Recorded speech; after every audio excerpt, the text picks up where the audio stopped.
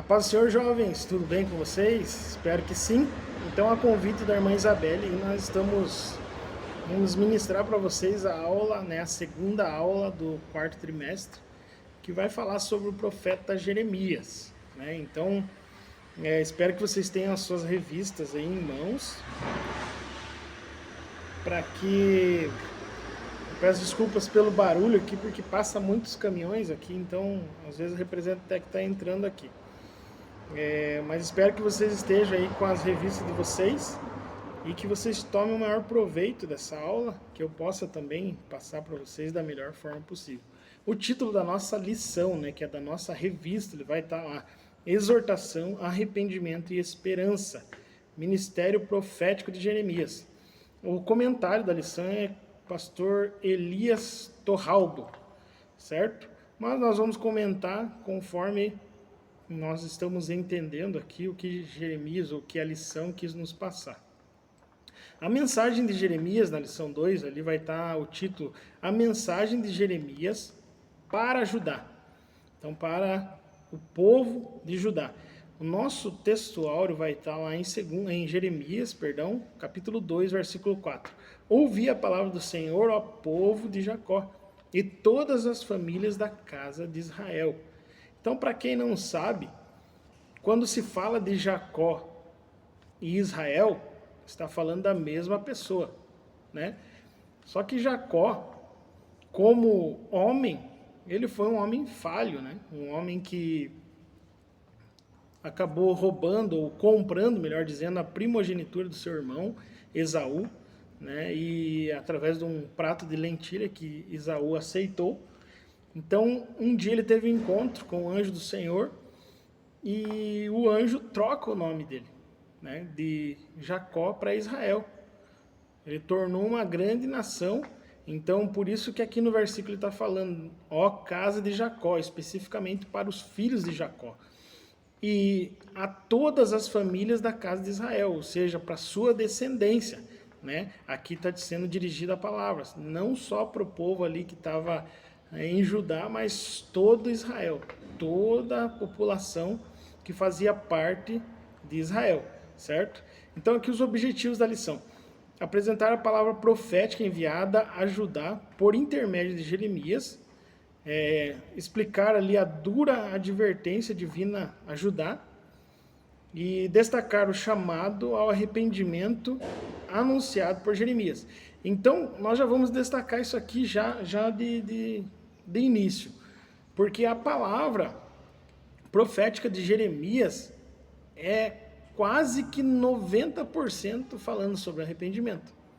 Então, Jeremias sempre está falando sobre arrependimento. Tanto é que ele é considerado o profeta chorão, porque ele pregava sobre arrependimento, as pessoas não queriam ouvir, e ao mesmo tempo que ele pregava sobre arrependimento, ele também explicava para eles o que aconteceria quando eles fossem cativos. Então ele profetizava algo que ia acontecer ainda, que era o povo babilônico invadir, né, as terras de Israel ali e levar cativo as pessoas. Ele falou que as pessoas morreriam, tanto jovens, quanto crianças, quanto velhos, morreriam ao fio da espada e seriam considerados como esterco. Então isso quer dizer que os cavalos pisariam por eles, as pessoas pisariam por eles, eles seriam largados nas ruas de Israel. Então, o nosso texto bíblico vai estar inserido em Jeremias capítulo 2, versículos 5 ao 13, mas para falar mais um pouquinho da vida de Jeremias, Jeremias, quando ele recebe o chamado de Deus, ele fala para Deus que ele era uma criança e não tinha capacidade, né, de fazer o que Deus queria, mas Deus promete que estaria com ele e que estaria, né, nas suas palavras, e tudo que ele fosse profetizar, Deus estaria com ele. Então ele vai e profetiza. Tem uma outra, em outro momento também, Jeremias, quando ele começa a apanhar, quando ele começa a ser torturado, quando ele começa a sofrer por causa de perseguições, muitas vezes de outros profetas ou pessoas que eram do meio religioso, ele chega em um momento e fala para Deus: Deus, eu não quero mais falar de ti, eu não posso mais falar de ti, eu não vou mais falar de ti. E só que daí, no mesmo momento, ele sente o seu coração queimar, E ele fala, mas no meu fogo há uma chama que eu não posso parar.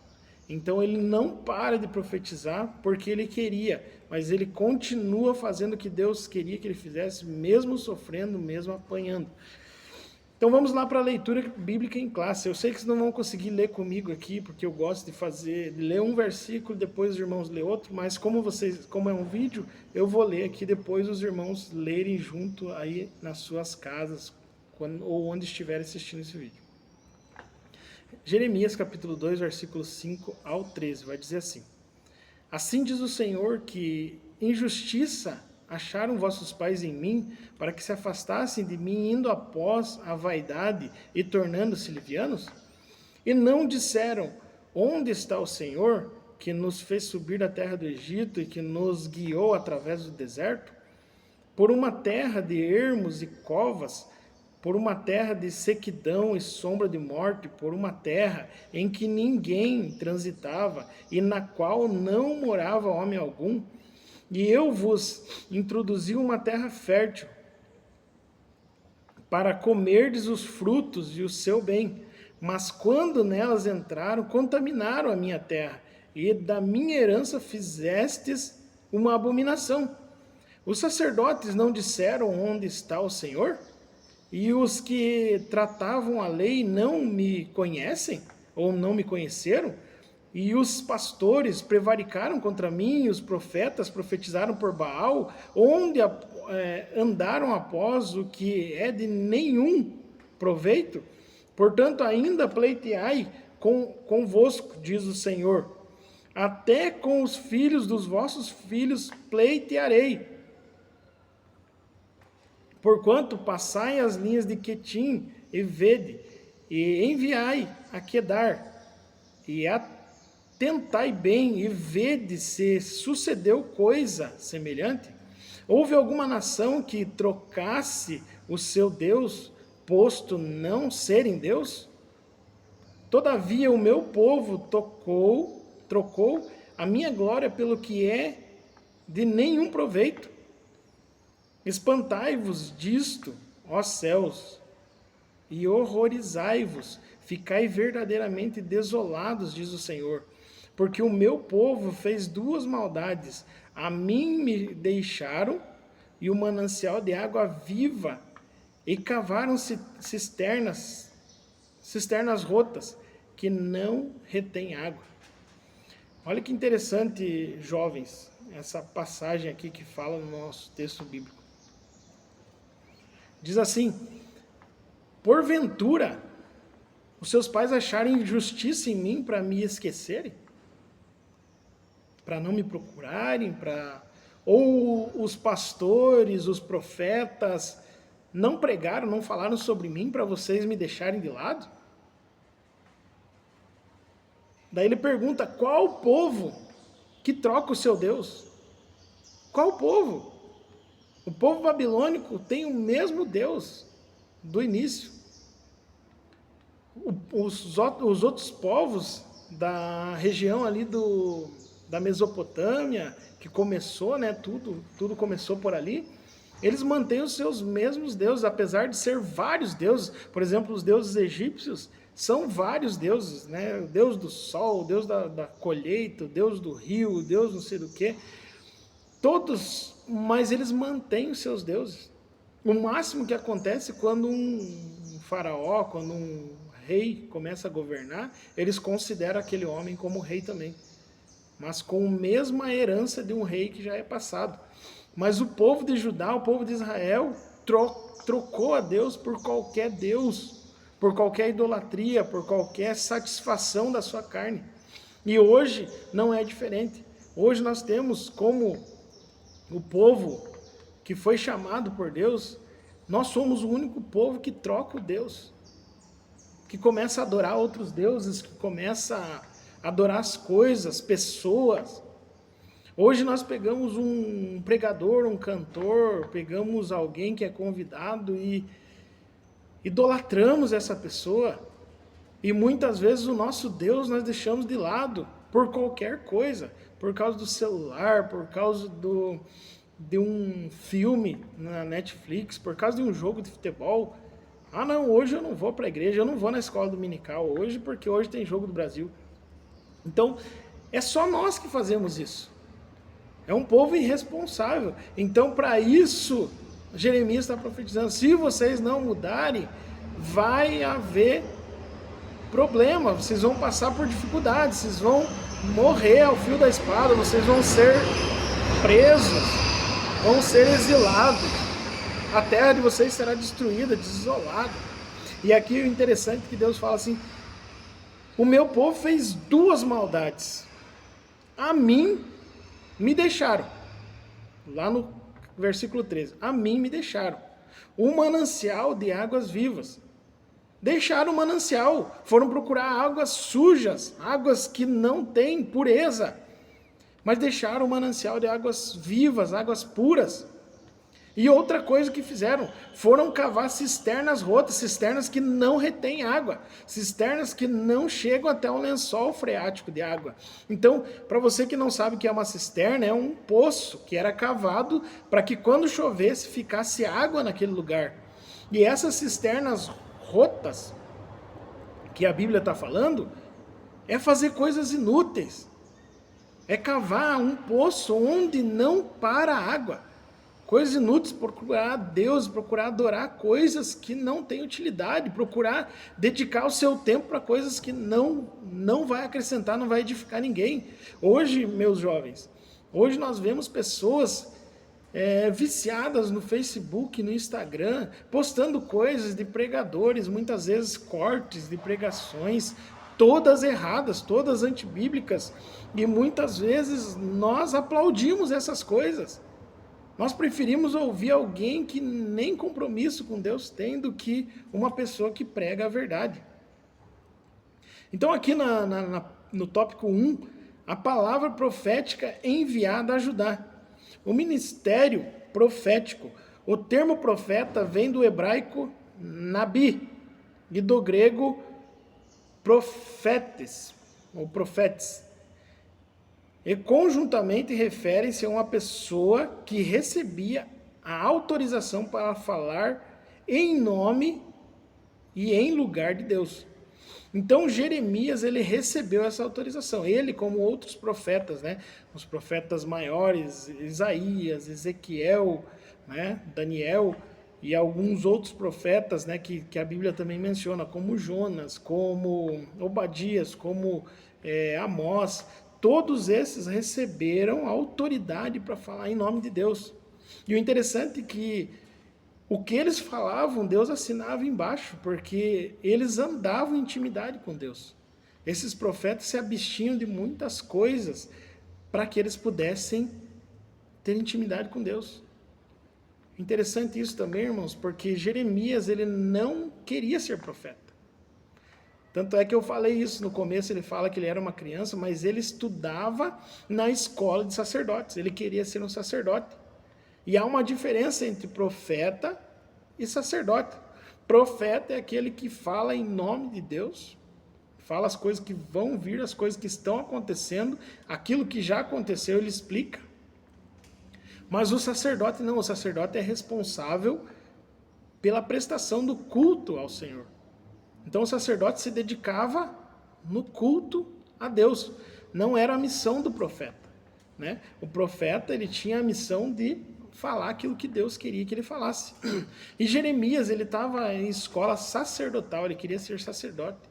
Muitas vezes conosco acontece isso. Às vezes você estuda para ser músico, né? Você está estudando lá teclado, bateria, violão. Às vezes você até leva jeito, às vezes você até é bom. Mas às vezes você não leva jeito. E você está teimando com aquilo e Deus tem outro chamado para você. Deus muda você para ser um pastor, para ser um pregador, para ser um porteiro dedicado, para ser aquela pessoa que cuida do som. Então Deus é que escolhe o chamado nosso. Nós temos que nos preparar. Se eu quero ser músico, me preparo. Tenho que me preparar para ser músico. Se eu quero ser pregador, eu tenho que me preparar. O que eu faço? Eu leio a palavra, eu estudo, eu pesquiso o contexto histórico das coisas. Então, é interessante para nós, porque é Deus que nos encaminha e vai nos levar para o lugar que Ele quer. Então aqui qual que era o alvo? A natureza, aliás, natureza profética da mensagem de Jeremias, como resposta ao chamado divino. Jeremias é visto entregando uma mensagem de exortação. Exortação, para quem não sabe, é uma mensagem de correção. É uma mensagem que ela não massageia o ego de ninguém. É uma mensagem, não é aquela mensagem bruta que muitos acham que tem que ficar xingando todo mundo. Não, não é isso, não tem nada a ver. Mas é a mensagem de correção. Ó, você está indo por esse caminho, vá por outro. Senão vai dar ruim, vai dar mal, não vai ser legal para você isso aqui. Faça isso aqui que Deus está contigo. Se você não fizer, Deus não tem compromisso. Então é mais ou menos isso uma mensagem de exortação para ajudar. Judá era o alvo. É o alvo principal, a flecha estava apontada para Judá. Mas através de Judá atingiria todo o povo de Israel. Vocês sabem que hoje só se conhece como judeus, né? O povo de Israel. Porque as outras tribos foram deixadas de lado, foram se perdendo com o tempo.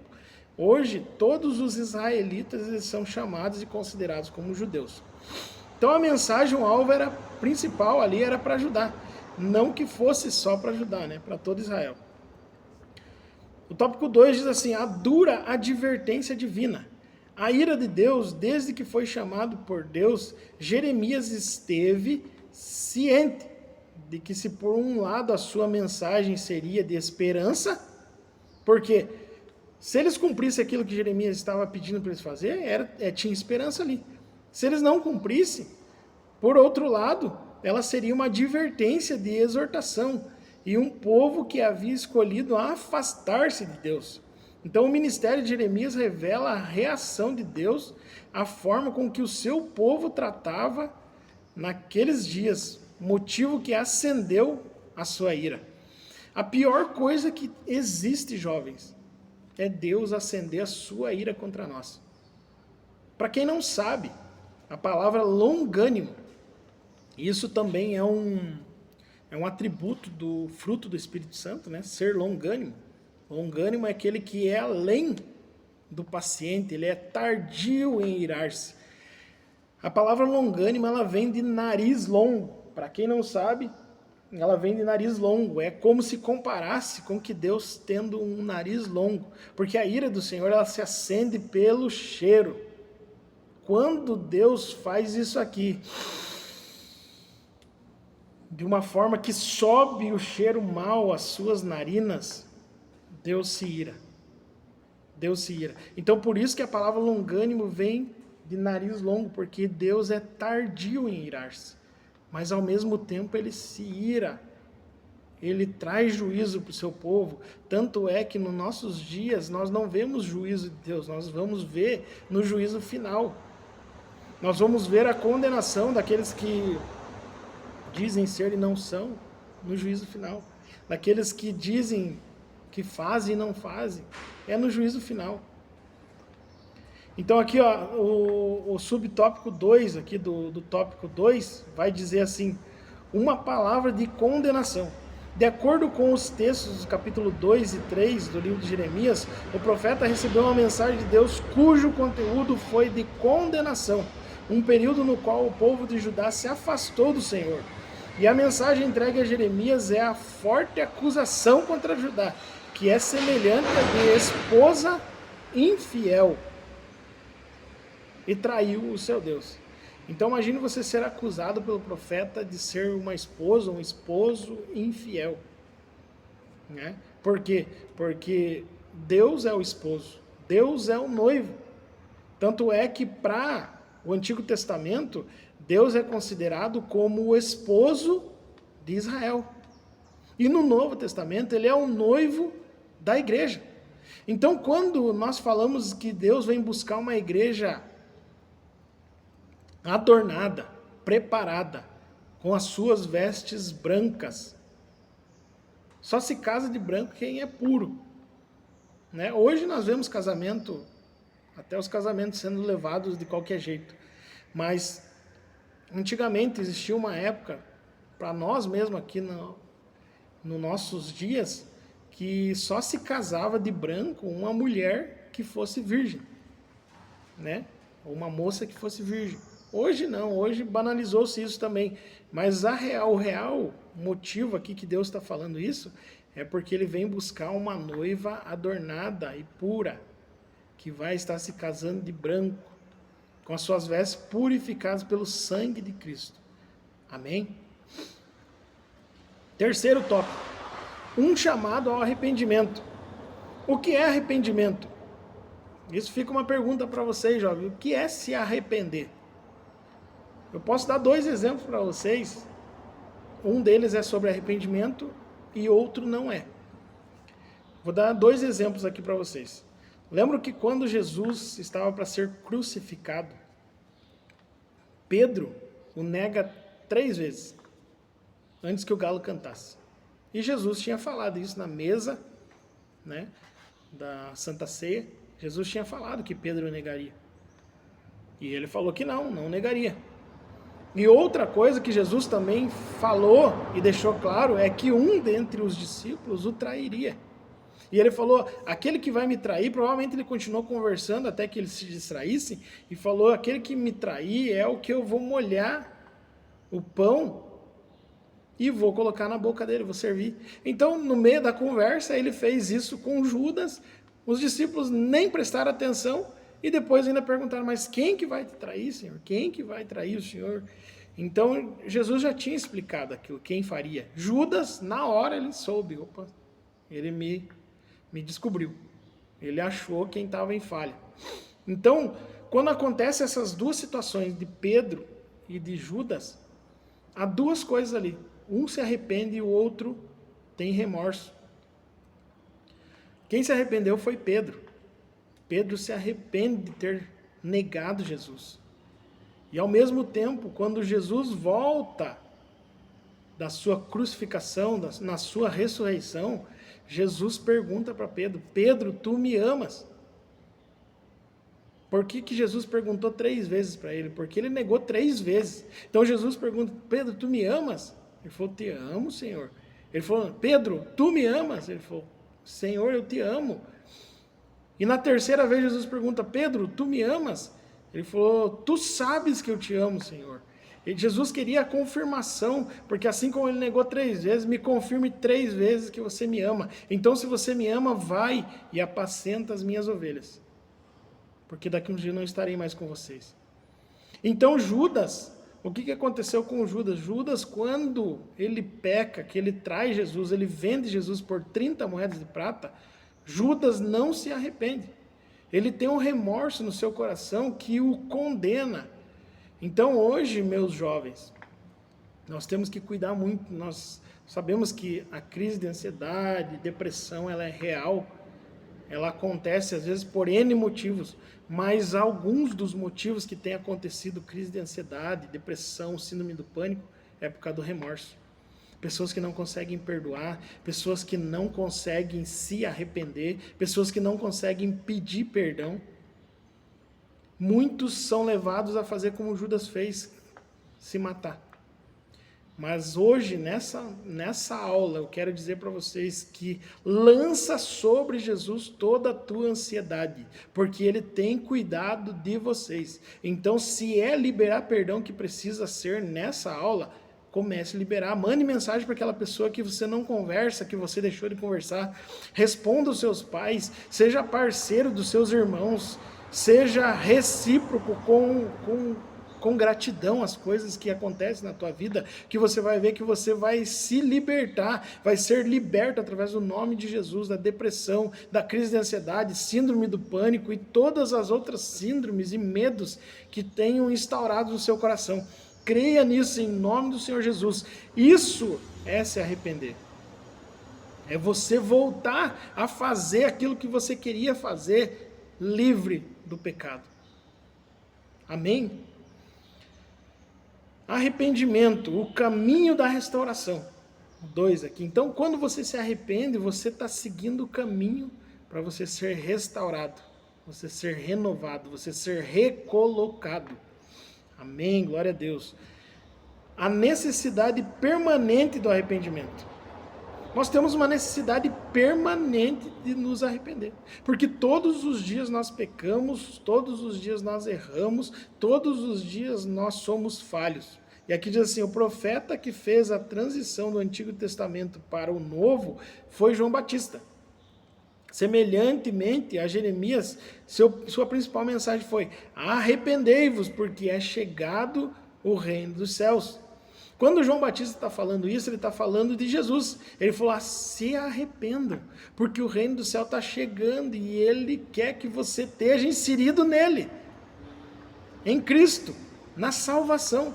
Quando nós nos arrependemos, nós voltamos a ser inseridos em Cristo, que é hoje o verdadeiro jardim.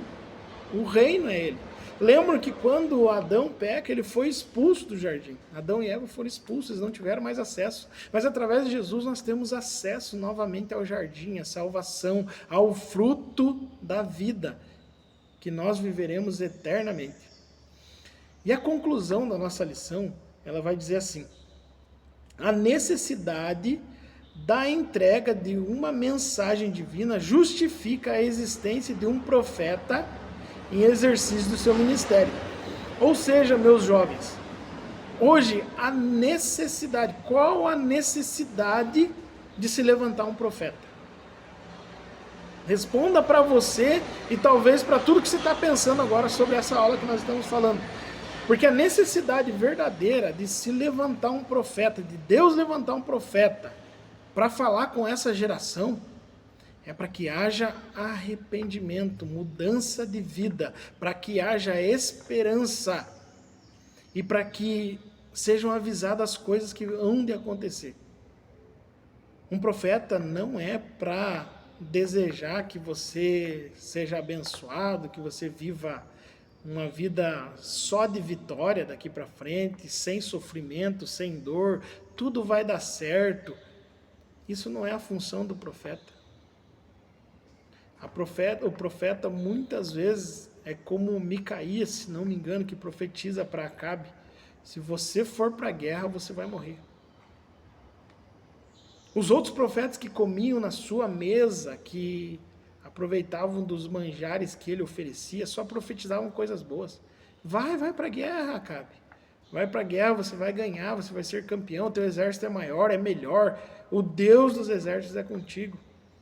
E de repente eles vão buscar Micaías, um profeta esquecido por Acabe, por Jezabel. E Micaías chega e fala: se você for para a guerra, você vai morrer. E ele prefere acreditar nos outros profetas que comiam da sua mesa e vai para a guerra. De repente um soldado do outro exército solta uma flecha sem querer, e essa flecha atinge o coração de Acabe, por uma fenda que existia na sua armadura. E Acabe morre, pela palavra de um profeta, que se levantou naqueles dias no meio de tantos profetas mentirosos. Então, preste atenção, jovens. Eu sei que é bom ouvir coisas boas, profecias boas, coisas que vão te levantar. Mas às vezes o que nos levanta é falar: ei, esse caminho que você está seguindo está errado. Isso que você está fazendo vai te levar para o inferno, vai te levar para a condenação. E é esse tipo de profecia que nós temos que orar para que Deus levante profetas nessa geração. Amém? Então, com base no capítulo 2 e 3 de Jeremias, essa lição pontuou esta verdade a partir de dura mensagem que o profeta entregou ao povo de Judá, deixando o exemplo e a lição de que ainda hoje o arrependimento é sempre o caminho para a restauração. Amém? Meus jovens, Deus abençoe a vida de vocês. Eu espero que vocês tenham aproveitado essa aula. Se surgiu alguma dúvida, se você quiser perguntar alguma coisa, se você quiser falar sobre um sofrimento teu, manda mensagem. Eu vou pedir para a irmã Isa depois, lá, a irmã Isabelle, colocar meu contato para você lá. Não fique sofrendo sozinho. Não tenha medo de pedir ajuda, não tenha medo de se arrepender, não tenha medo de pedir perdão, não tenha medo de correr atrás de Deus, atrás de Cristo, porque Jesus é o caminho, a verdade e a vida. Eu só tenho a agradecer, pelo convite feito a mim. Eu não sou o melhor professor que vocês poderiam ter, tenha certeza disso, tem muitas pessoas melhores, mas eu agradeço pela lembrança da irmã Isabelle aí, do seu grupo, do irmão Paulo, né? Deus abençoe vocês, eu creio que vai ser bênção essa aula, e creio que dessa aula aí, desse modelo que ela está idealizando, já tem gerado frutos. E participem da escola dominical, jovens. É benção. A escola dominical é vitória para as nossas vidas. Nós aprendemos coisas que muitas vezes no culto nós ficamos em dúvida. Então aí é o momento que você tem para perguntar e para tirar suas dúvidas. Deus abençoe a sua vida. Fica com Deus. E bora para as próximas lições aí que provavelmente outros professores ministrarão para vocês. Aproveitem, perguntem, tirem suas dúvidas. Deus abençoe. Vamos orar? Senhor, meu Deus, nós te agradecemos por esse momento, por essa lição, por esse ensino de Jeremias, Senhor Jesus. Nos ensina, Senhor, a termos o coração arrependido, Senhor.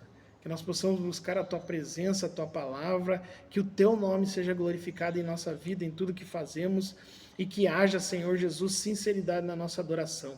Que nós possamos ser como Jeremias, talvez nos considerando como crianças, mas que o Senhor coloque em nossas mãos aquilo que nós devemos fazer, da melhor forma que nós devemos fazer. Em nome do Senhor Jesus. Amém. Deus abençoe.